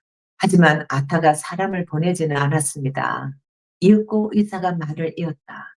나도 오랫동안 그 근처에는 갈 일이 없었지요. 스틱랜드 소식도 듣지 못했어요. 아타가 한두 번 카페테로 그림 재료를 사러 나왔다는 말은 들었지만 만나보지는 못했고요. 두 해가 훨씬 지나서야 타라바오에 다시 가게 되었는데 이때도 그 여족장 왕진 때문이었어요. 그곳 사람들에게 혹시 스트릭랜드 소식 들었느냐고 물어보았지요. 이제 그 사람이 나병에 걸렸다는 걸 모르는 사람이 없더군요. 맨 먼저 사내아이 타네가 집을 나가고 그런 다음 얼마 안 있어 할머니하고 그 소녀가 떠났답니다. 스트릭랜드와 아타만 애들하고 남았다고 해요. 하여간 농원 가까이로 아무도 가지 않았습니다. 아시겠지만 토박이들은 이 병을 끔찍하게 무서워하거든요. 옛날에는 소문이 났다 하면 환자를 잡아다 죽였답니다. 그런데 이따금 마을 아이들이 산을 오르내리다가 붉은 수염을 기른 백인이 돌아다니는 걸 보기도 했다더군요. 그러면 질겁해서 도망을 쳤대요. 어떤 때는 아타가 마을까지 내려와 상인을 깨워 이것저것 필요한 물건을 사가기도 했답니다. 아타도 토박이들이 자기를 스트릭랜드만큼 진절머리를 치며 보기 싫어한다는 걸 잘 알고 있었어요. 그래서 늘 사람들 눈을 피해 다녔죠. 한 번은 아낙네들이 평소보다 농원에 더 가까이 갔다가 아타가 냇가에서 빨래하는 것을 보고는 마구 돌팔매질을 했다지 뭡니까. 그런 일이 있고 난 뒤 사람들이 상인더러 아타에게 말을 전하라 했다는군요. 다시 한번 냇가에 나와 빨래를 했다가는 집에 가서 불을 질러버리겠다고요. 지독한 사람들이군요. 내가 말했다. 그렇지만도 않아요. 사람이란 게 늘 그렇지 않습니까? 두려움을 느끼면 잔인해지죠. 난 스트릭랜드를 만나볼 마음을 먹었어요. 여족장 진료를 마치고 아무나 길 안내할 아이가 있느냐고 물었죠. 그런데 누가 따라 나서려고 합니까? 하는 수 없이 혼자 찾아 나서는 수밖에 없었죠. 농원에 도착한 쿠트라 씨는 불현듯 불안한 느낌에 휩싸였다. 산길을 걸어오느라 온몸이 후덥지근했음에도 자기도 모르게 몸이 떨렸다. 공기 중에 무슨 저기 같은 게 서려 있는 것 같아 발걸음이 잘 떨어지지 않았다. 보이지 않는 어떤 힘이 길을 막고 있는 듯한 느낌이 들었다. 보이지 않는 손이 그를 뒤로 잡아당기는 것 같기도 했다. 이제는 이 근처에 야자를 주우러 오는 사람도 없어 야자는 땅에 떨어져 썩어가고 있었다. 사방이 온통 황량했다. 나무숲이 다시 개간지를 먹어 들어오고 있었다. 그래서 이제 원시림은 사람들이 그동안 엄청난 노력을 들여 간신히 일구어 놓았던 한뜨기 땅을 금방이라도 되찾을 것처럼 보였다. 그는 고통의 장소가 있다면 바로 이곳이 아니겠는가 하는 생각이 들었다. 아타의 집에 다가가면서 이 세상에서는 도저히 느낄 수 없을 것 같은 기이한 적막감을 느꼈다. 그래서 처음에는 사람이 살지 않는가 보다 생각했다. 그 순간 아타가 눈에 띄었다. 그녀는 부엌으로 쓰는 광바닥에 웅크리고 앉아 냄비에 음식을 끓이고 있었다. 조그만 사내 아이가 그녀 곁에서 말없이 흙장난을 하고 있다. 의사를 보고도 아타는 웃지 않았다. 스틱랜드를 보러 왔네. 의사가 말했다. 들어가서 말할게요. 그녀가 부엌에서 나와 베란다로 통하는 몇 개 안 되는 계단을 올라 안으로 들어갔다. 의사도 뒤따라갔으나 그녀가 손짓으로 들어오지 못하게 하여 밖에서 기다렸다. 문을 열자 역겹고도 달짝지근한 냄새가 풍겨왔다. 이 냄새 때문에 나병 환자 주위에 가면 흔히 구역질이 난다. 먼저 아타의 말이 들리고 그 다음에는 스트릭랜드의 대꾸가 들렸다. 그런데 전혀 그의 목소리 같지가 않았다. 쉰 목소리에 발음도 분명하지 않았다. 후트라 씨는 놀라 눈썹을 치켜 올렸다. 병이 벌써 성대까지 침범했음을 알 수 있었다. 그때 아타가 다시 나왔다. 만나고 싶지 않대요. 그냥 돌아가 주세요. 쿠트라 씨는 만나봐야겠다고 했지만 그녀는 들여보내 주려고 하지 않았다. 의사는 어깨를 으쓱하고 잠시 생각해 본 다음 그냥 돌아서고 말았다. 아타도 따라왔다. 의사는 아타 역시 자기가 가주기를 바란다는 느낌을 받았다. 내게 혹시 부탁할 건 없나? 그녀가 물었다. 그림 물감을 좀 보내주시면 좋겠어요. 아타가 대답했다. 우리가 그것 말고는 바라는 게 없어요. 아직도 그림을 그릴 수 있나? 지금은 집안의 벽에다 그리고 있어요. 자네가 참 고생이 많겠군. 딱도 하지. 그때서야 아타가 가까스로 웃어 보였다. 그녀의 두 눈에는 초인적이라고 할 만한 사랑의 눈빛이 어려 있었다. 그 눈빛을 보고 쿠트라 씨는 놀라움과 경탄을 금할 수 없었다. 외경스러운 기분까지 들었다. 무슨 말을 해야 할지 몰랐다. 그이는 제 남편이에요. 그녀가 말했다. 다른 아이는 어딨나? 의사가 물었다. 지난번에 왔을 때는 둘이던데 죽었어요. 망고나무 밑에 묻어 주었어요. 아타는 얼마쯤 따라오더니 그만 돌아가 봐야겠다고 했다. 의사가 짐작하기로는 더 멀리 갔다가 마을 사람이라도 만나게 될까봐 걱정하는 것 같다. 그는 아타에게 다시 당부했다. 자기가 필요하면 사람만 보내라고. 그러면 당장 오겠다고.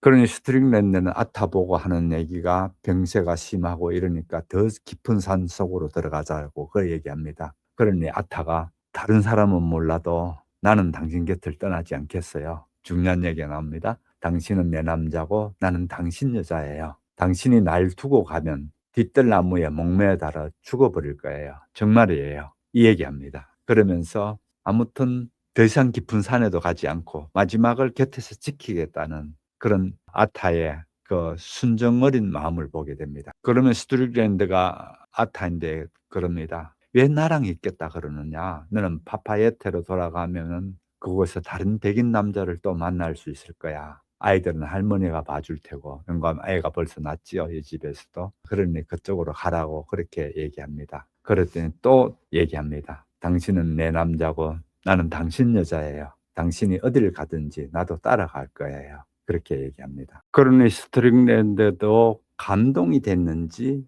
이렇게 표현합니다. 두 눈이 그릉그릉해지더니 이윽고 두 볼리로 눈물이 천천히 흘러내렸다. 그러나 다음 순간에 여전히 냉소적인 말을 합니다. 여자란 알 수 없는 동물이요. 그는 쿠트라스에게 말했다. 개처럼 취급하고 팔이 아프도록 두들겨 패도 여전히 사내를 사랑한단 말이요. 그런데 결국 여자에겐 당하지 못해. 일단 붙잡히기만 하면 꼼짝할 수 없다니까. 백인이든 토박이든 다 마찬가지야. 그 얘기합니다. 쿠트라스는 이처럼 무서운 재앙을 당한 이에게 유감의 뜻을 표한다는 것도 못할 짓으로 여겨져 그냥 작별을 하고 말았다는 겁니다. 자, 그 다음은 이어서 이 얘기가 나옵니다. 쿠트라스의 얘기입니다. 나는 그 친구가 마음에 들지 않았어요. 워낙 호감이 가지 않는 사람이라고 했지 않습니까? 하지만 나는 타라바오로 천천히 내려오면서 사람이 겪을 수 있는 괴로움 가운데에 가장 견디기 힘들다고 할 수 있는 괴로움을 의연히 참아내는 그 금욕적 용기를 보고 나도 모르게 감탄하지 않을 수 없었어요. 이 얘기입니다. 정신세계를 볼 수가 있죠. 아주 의연하게 그렇게 그 어려움 때를 잘 버티는 걸 봤다는 겁니다. 당연히 그러니까 뭐 다시 의사를 오게 한다든지 약을 타오게 한다든지 그런 것도 없고 그렇게 있었습니다. 설령 자신이 약을 보내준다 하더라도 그 약이 효험이 있을지도 모르고 또 그 약을 제대로 먹지도 않을 테고 그런 생각을 했답니다. 그러면서 한 2년 동안의 또 세월이 흐릅니다. 그 사이에 아주 가끔 아타가 시내에 나와서 그림 물감을 사갔다라는 얘기는 들었고 그 외에는 전혀 그쪽에 알지 못했는데 족장의 거기에 또다시 왕진을 가야 될 때가 되었습니다. 그래서 그 족장 거기에서 왕진을 끝내고 거기를 누군가가 좀 데려다 줄 수 없느냐 했더니만은 아무도 안 데려다 줄라 합니다. 왜냐하면 문둥병 집으로 간다는 것도 그렇고 모든 마을 사람들이 이제는 거기가 문둥병자라는 걸 다 알고 갔으니까 아무도 안 가려고 하겠죠. 그래서 그 의사는 혼자서 그 산길을 나서서 그렇게 거기를 찾아갑니다. 농원에 도착한 쿠트라시는 불현듯 불안한 느낌에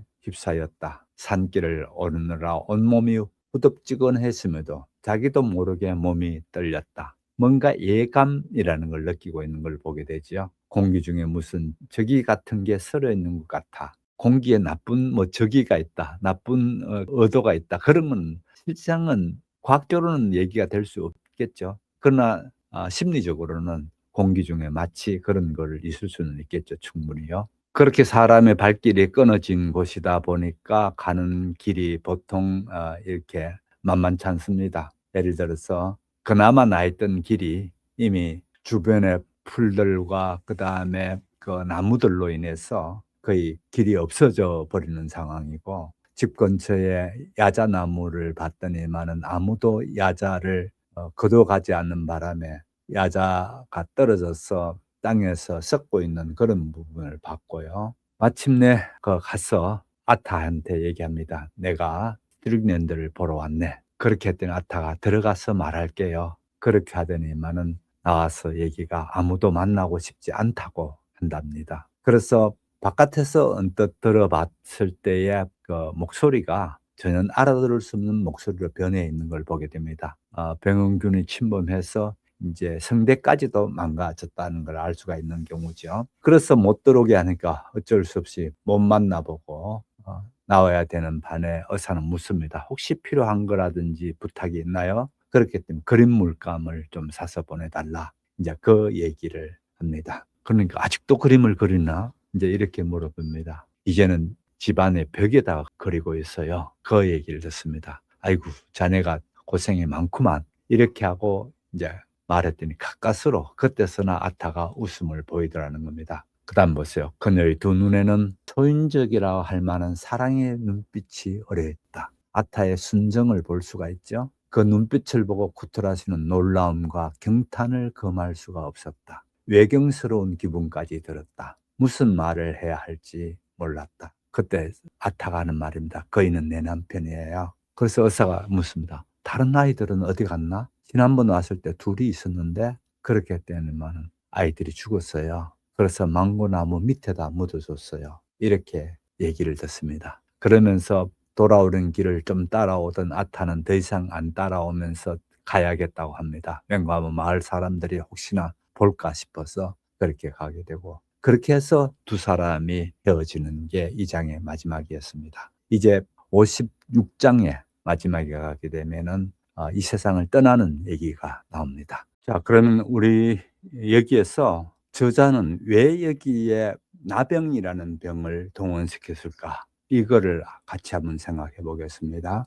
여기에서 나병이 나오는, 그런 한센시 병이 나오는 상징성이 있거든요. 그 상징성을 한번 봤으면 좋겠습니다. 시대 속에서 보면은 이 나병은 항상 사람들이 기피하는, 그러니까 관계가 끊어져 버리는 그런 병입니다. 그래서 이거는 고대로부터 늘 나병 환자는 신의 형벌이다, 이렇게까지 생각했는가 하면은 인간 사회에서는 나병 환자를 추방시켜 버리는, 그렇지 않습니까? 우리 어릴 때마다 저쪽에는 나병 환자들이 사는 지역에 대해서 아이들이 들어가면 안 되죠. 그래서 어른들은 얘기가 "아이들이 거기 가면 아이를 잡아다 간을 빼먹는다." 이 말을 인제 해 줍니다.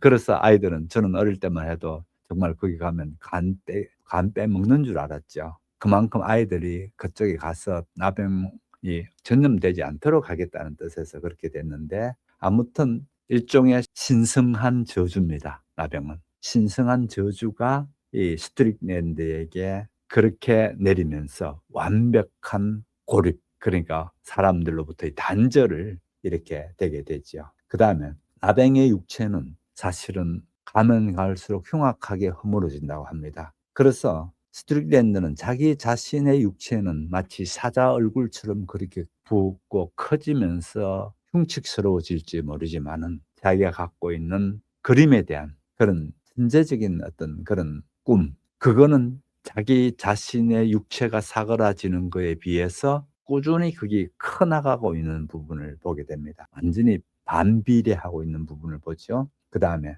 여기서 보면은 의사가 스트릭랜드에게 거울을 한번 보라고 그 얘기합니다. 자, 여기서 거울을 보라는 것도 상당히 의미가 있죠. 아시다시피 거울을 보라는 걸 통해서 자기 자신을 우리는 거울을 이렇게 보면서 '아 내가 오늘 바깥에 나갈 때 괜찮을까?' 이렇게 보고 나가지 않습니까? 결국 자신을 살피는 그걸 되지요. 그래서 거울이라는 걸 통해서 의사는 스툴겐드가 자기 자신에 대해서 한번 들여다보도록 하려고 하는데 상당히 냉소적으로 말합니다. 자기 자신의 얼그러진 모습을 보고 스툴겐드가 보이는 태도가 상당히 냉소적이라는 거죠. "내가 문둥병에 걸렸다는 말이요?" 라는 질문에는 두려움이라든지 어떤 그런 게 없고 오히려 상당히 냉소적이면서 자기 자신의 자아와 이 거울 속에 보이는 자기 육신을 동일시하지 않습니다. 오로지 자기 육신은 예수를 위해서 수행되는 도구로만 인식되어지지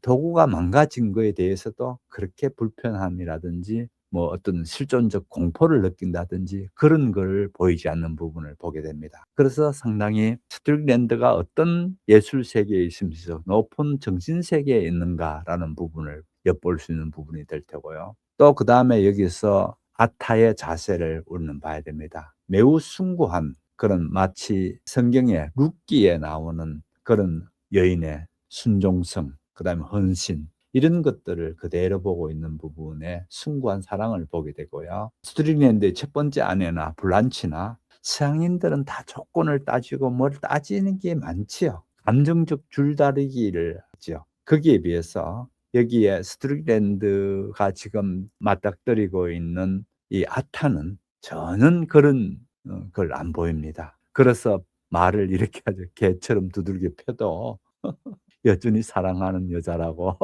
참 너무 매우 여성 혐오적으로 말하고 있는 부분을 봅니다. 예. 그래서 결국은 또 비판적으로는 이렇게 봅니다. 예술이라는 것 속에서 스트링랜드는 이 같은 여인들을 아주 희생시키는 희생양으로 그렇게 소비되어지고 말지 않느냐. 이런 부분이 비판적인 시각이 있습니다. 자, 56 장에서는 이 소설의 클라이막스인 부분에 들어오게 됩니다. 56 장을 같이 하고 요만큼 하고 마치도록 하겠습니다. 그러고는 2년이 흘렀다. 아니, 3년인지도 모르겠다. 다이리에서는 시간 가는 것을 잘 느낄 수 없어 세월을 헤아리기가 쉽지 않다. 그러다 마침내 쿠트라시에게 스트릭랜드가 죽어가고 있다는 정갈이 왔다. 아타가 길가에서 파페테로 우편물을 실어 나르는 마차를 세워 급히 의사에게 가달라고 마부에게 통사정을 했던 것이다. 하지만 기별이 갔을 때 의사는 외출 중이어서 소식을 들은 것은 저녁이 되어서였다. 그처럼 늦은 시각에 길을 떠나게 난 불가능한 일이어서 의사는 이튿날 아침 동이 튼 뒤에야 출발할 수 있었다. 그는 타라바오로 간 다음 거기서 아타의 집을 향해 7km의 길을 터벅터벅 걸어갔다. 마지막 길터였다. 산길에는 풀이 무성했다. 여러 해 동안 사람 발길이 거의 없었음이 분명했다. 길을 찾기가 쉽지 않았다. 때로는 개울물 바닥을 엉금엉금 걸어야 했고, 때로는 무성한 가시덤불을 밀쳐내며 가야 했다. 머리 위 나무에 걸린 벌집을 피해 바위를 기어 올라가야 하는 때도 한두 번이 아니었다. 사방은 무섭게 적막했다. 이윽고 그 조그만 오두막 앞에 이르자 의사는 절로 안도의 한숨이 나왔다. 칠도하지 않은 이 생나무 집은 이제 지저분할 대로 지저분해져 있었다. 하지만 이곳 역시 견딜 수 없는 적막에 휩싸여 있었다. 그가 가까이 다가갔다. 아이 하나가 양지 쪽에서 무심히 놀고 있다가 가까이 오는 그를 보고 깜짝 놀라 쏜살같이 달아나 버렸다. 낯선 사람은 아이에게 모두 적이었다. 쿠트라 씨는 아이가 나무 뒤 어디에선가 자기를 몰래 보고 있다는 느낌을 받았다. 문은 활짝 열려 있었다. 사람을 불러봤다. 아무런 대답이 없었다. 안으로 들어갔다. 문을 두드려 보았다. 거기에서도 아무 대답이 없다. 손잡이를 돌려 열고 안으로 들어섰다. 악취가 왈칵 풍겨와 구역질을 참을 수 없었다. 손수건으로 코를 틀어막고 간신히 안으로 들어갔다. 불빛이 희미해서 밝은 햇빛 속에 있던 그는 한동안 아무것도 볼 수 없었다.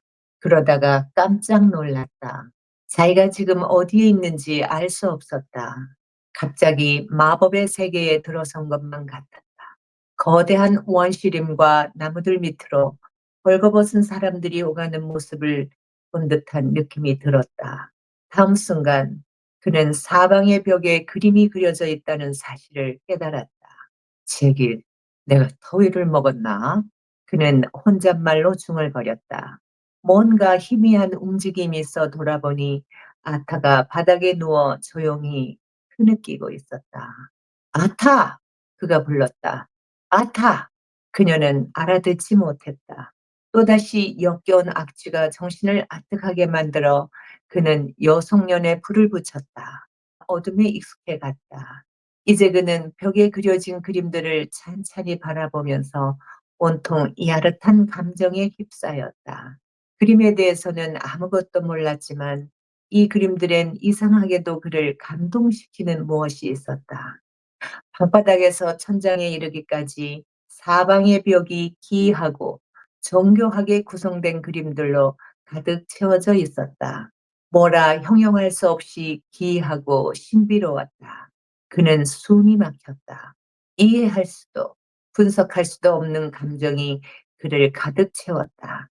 상세의 순간을 목격할 때 느낄 법한 기쁨과 외경을 느꼈다고 할까.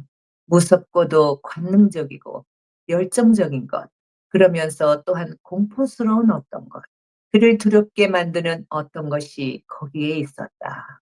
그것은 감추어진 자연의 심연을 파헤치고 들어가 아름답고도 무서운 비밀을 보고만 사람의 작품이었다. 그것은 사람에게는 허락되지 않은 신성한 것을 알아버린 이의 작품이었다. 거기에는 원시적인 무엇, 무서운 어떤 것이 있었다. 인간 세계의 것이 아니었다. 악마의 마법이 어렴풋이 연상되었다. 그것은 아름답고도 음란했다. 맙소사, 이건 천재다. 이 말이 입에서 절로 튀어나왔다. 그는 자기가 무슨 말을 했는지도 몰랐다. 그러고는 한 구석에 있던 돗자리에 눈길이 멎었다. 그쪽으로 가보니 형체가 일그러진 무섭고 소름 끼치는 물체가 하나 있었다. 스트릭랜드였다. 그는 죽어 있었다. 쿠트라 씨는 안간힘을 다해 가까스로 몸을 굽혀 망가져 버린 그 끔찍한 몸뚱이를 들여다보았다. 그 순간 그는 흠칫 놀랐다. 가슴이 공포로 얼어붙는 듯했다. 누군가가 등 뒤에 서 있음을 느꼈던 것이다. 아타였다. 그녀가 일어나는 소리를 듣지 못했던 모양이다. 그녀는 의사의 팔꿈치 옆에 서서 그가 보고 있던 것을 함께 내려다보고 있었다. 아이고, 이건 내가 혼이 나갔나 보네. 그는 말했다. 하마터면 간 떨어질 뻔했잖아. 다시 그는 한때 인간이었던 죽음을 내려다보았다. 그러다 움찔 놀라 물러섰다. 아니, 눈이 멀고도 어떻게? 네, 1년 가까이 앞을 보지 못했어요. 이제 우리는 이 소설의 절정 부분에 와 있습니다. 다시 말씀드려 클라이막스에 들어와 있는 거죠. 이 부분들을 좀 세심히 살펴봤으면 좋겠습니다. 어사스 쿠트라 씨는 또 3년 정도의 세월이 흘렀다 했습니다. 그렇게 흘러서 마침내 쿠트라 씨한테도 전갈이 왔습니다. 스트릭랜드가 죽어가고 있다는. 그래서 아타의 집을 향해서 그 다음 날, 그때는 벌써 밤이, 그 소식을 들었을 때는 너무 늦어서 다음 날 일찍 출발합니다. 아타의 집을 향해서 터벅터벅 걸어갑니다. 산길에는 풀이 무성했다고 했습니다. 여러 해 동안 사람들이 발길이 없었다는 걸 알 수 있었는데, 그러다 보니까 길을 찾기가 매우 어려웠습니다. 영감엔 길이 사라져 버리듯이 그렇게 길을 잠식해 버렸죠. 그래서 더러는 엉금엉금 기어가야 했고, 또 가시던 풀을 헤쳐가야 했고, 더러는 머리 위에 그 벌집을 피해서 바위를 기어 올라가야 했고, 등등 참 어려운 걸로 그렇게 해서 갑니다. 그다음 보세요. 이었고 그 조그마한 오두막 앞에 이르자 의사는 절로 안도의 한숨이 나왔다. 그 사이에 칠도하지 않은 이 생나무집은 지저분할 대로 지저분해져 있었고, 이곳 역시 견딜 수 없는 적막에 휩싸여져 있다. 그가 가까이 갔다. 그럽니다. 그렇게 가까이 가서 봤더니 아이 하나가 양지 쪽에서 무심히 놀고 있다가 사람이 다가오는 걸 보고 깜짝 놀라서 아이가 손살같이 숨어버리더라는 겁니다. 영감은 이 아이께는 낯선 사람은 모두 다가 적이겠죠. 그래서 쿠트라시는 사람을 불러봅니다. 불러봐도 아무 대답이 없습니다. 그래서 조심스럽게 문을 열어봅니다. 그 문 손잡이를 열고 들어서는 순간에 악취가 왈칵 풍겨왔다고 합니다. 구역질이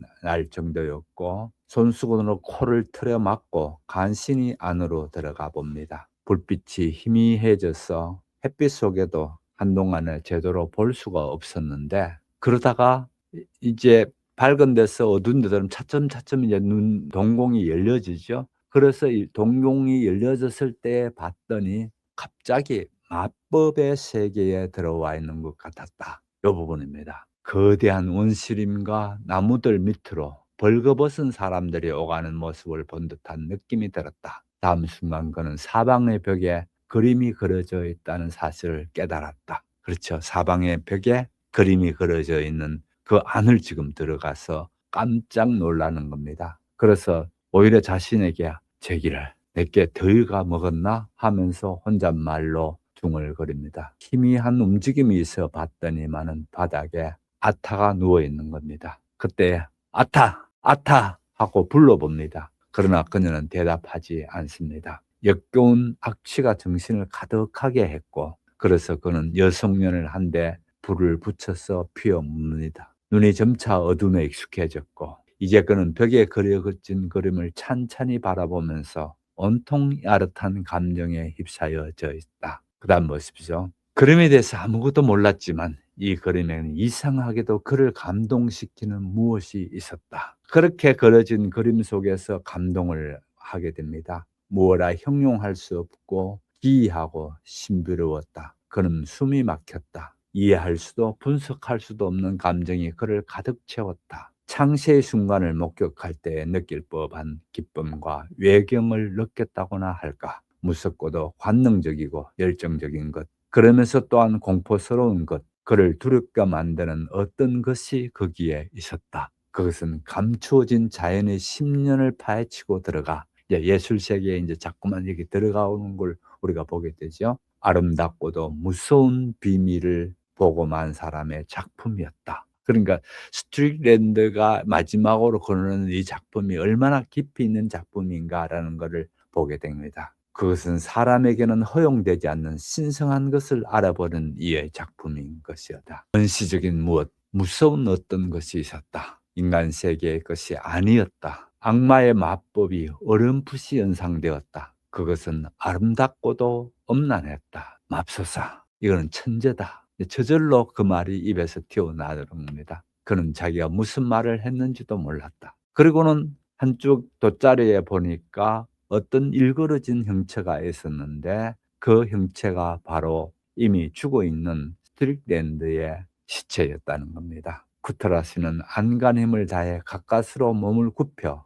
망가져버린 그 끔찍한 몸뚱이를 들여다보았다. 그 순간 그는 흠칫 놀랐다. 공포로 얼어붙는 듯했다. 누군가가 등 뒤에 서 있음을 느꼈던 것이다. 아타였다. 그래서 아타가 어느새 등 뒤에서 그렇게 내려다보고 있죠. 아이고, 이거 내가 혼이 나갔나 보네. 그는 혼자 말했다. 하마터면 간 떨어질 뻔했잖아. 다시 그는 한때 인간이었던 죽음을 내려다보았다. 그러다 움찔 놀라 물러섰다. 아니, 눈이 멀고도 어떻게 이렇게 그림을 그렸을까? 뭐 어떻게 이리 말을 하니까 아타가 얘기해 줍니다. 네, 1년 가까이에 앞을 보지 못했어요. 여기서 절정을 이루죠. 저는 이걸 읽으면서 베토벤이 마지막 소리를 들을 수 없는 기모거리 상태에서 교향곡을 써내는 그 장엄한 그런 거를 생각하게 됐거든요. 아무튼 어떻습니까? 자, 그러면은 무슨 의미가 있는지를 한번 보도록 하겠습니다. 자, 이 56장에서는 마침내 스트릭랜드의 죽음, 그러니까 스트릭랜드의 죽음이 일어나는가 하면 동시에 스트릭랜드가 거르는 걸작 벽화가 일어나는 부분을 보게 되고요. 아무튼 여기에서 예술의 본질은 뭐고 천재의 광기는 뭐고 또 허무주의적인 최종적인 답변은 뭔가, 라는 부분에 대한 큰 질문을 던져 나옵니다. 그래서 여기서 스트릭랜드의 몸은 이미 하강으로 곤두박질 치고 있었죠. 그러나 동시에 또 하나는 뭡니까? 쿠트라시 의사가 보는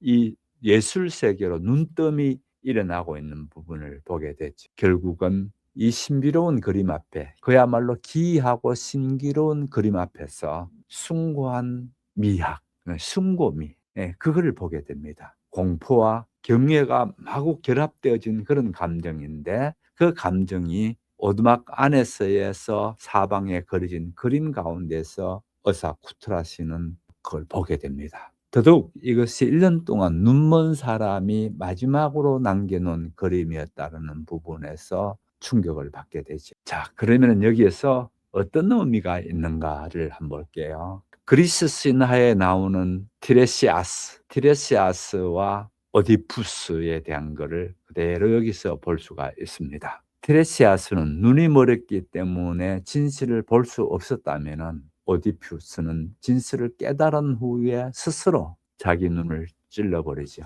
그래서 스트릭랜드의 실명은 더 이상 육체적인 눈으로 세상을 볼 필요가 없다는 겁니다. 그의 내면의 세계에서 이 그림이 마지막으로 완성되었다라는 부분이고요. 또 그 다음에 당시에 굉장히 유행했던 그런 모더니즘이라는 풍조가 있었는데, 이 모더니즘적인 재현이, 모더니즘적인 문학적인 풍조에서의 그 재현이 여기에서 이렇게 일어나는 걸 보게 됩니다. 그런데 그게 단순히 대상을 보고 모방한다든지 자기가 본 것을 그리는 게 아니고, 뭔가 눈은 이미 멀어졌죠. 그런 정도의 모더니즘적인 게 아니고 영혼 깊숙이 있었던 이미지를 밖으로 투사해내서 이 같은 모더니즘 또는 표현주의, 이런 것들을 훌쩍 뛰어넘어 버리는 그런 추상 미술로 나가는 현대 미술의 궤적을 보게 된다. 이 부분입니다. 그래서 여러분이 저도 마찬가지입니다. 현대 미술을 보러 갔을 때 참 해석하기가 어렵죠. 뭐라고 말할 수가 없습니다. 현대 미술의 특징이 그런 부분이 참 많은데요. 아무튼 그런 것들이 이미 후기 인상파에서 나오기 시작해서 여기에서 고갱의 작품을 통해서 말하고 있는 거죠. 그래서 이 의사 쿠트라시는 이 얘기를 합니다. 창세의 순간을 목격할 때 느낄 법한 기쁨과 외경, 무섭고도 관능적이고 열정적인 것, 또 악마의 마법, 이런 것으로 이 그림을 느껴지더라, 이 얘기입니다. 이 벽화는 단순히 타히티의 풍경을 그린 게 아니라 인간 최초의 에덴 동산을 그려놓은 같은 그려놓은 느낌이었고, 또 그냥 순결한 천국이 아니라 원시적인 생명이 용솟음치 오른다 할까, 꿈틀거리는 그런 모습들, 또는 선악과를 따먹은 인간의 혼동스러운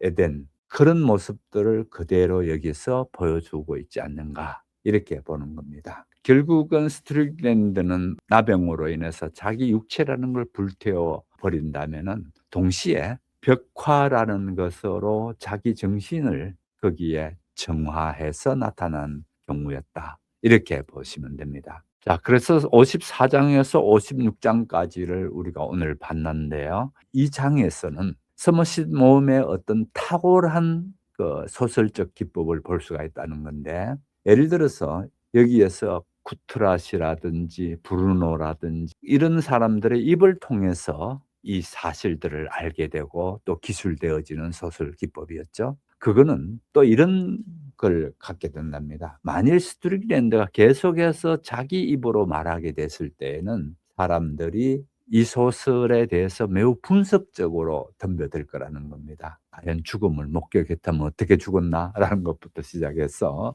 그러나 여기에서 이 사람들의 간접적인 입을 또 빌려옴으로 인해서 원주민과 원시림 속에서 원주민 아내와 함께 썩어가는 괴물을 목격한 의사의 입을 통해서 스트릭랜드의 최후는 전설이 되어버리죠. 그냥 팩트, 사건으로 남지 않고 일종의 전설이 되어져 버리는, 전설이 되어지면서 그 다음에 또 신화로 되겠죠. 이렇게 되는 걸 보게 됩니다. 그래서 여기에서는 벽화에 있던 실체를 보고 압도되었다라는 의사의 반응, 또 그 그림에 대해서 숭고미를 느꼈다라는 부분, 이런 부분들이 우리는 한 번 더 거쳐서 지금 대하게 되죠. 만일 그렇지 않았다면은 이게 뭐 구도상은 어떻고 그림 특성상에서 어떻게 해서 여기에서 그 훌륭한 작품인가를 복잡하게 분석적으로 말해야 할 텐데, 어사라는 사람의 입을 통해서 그냥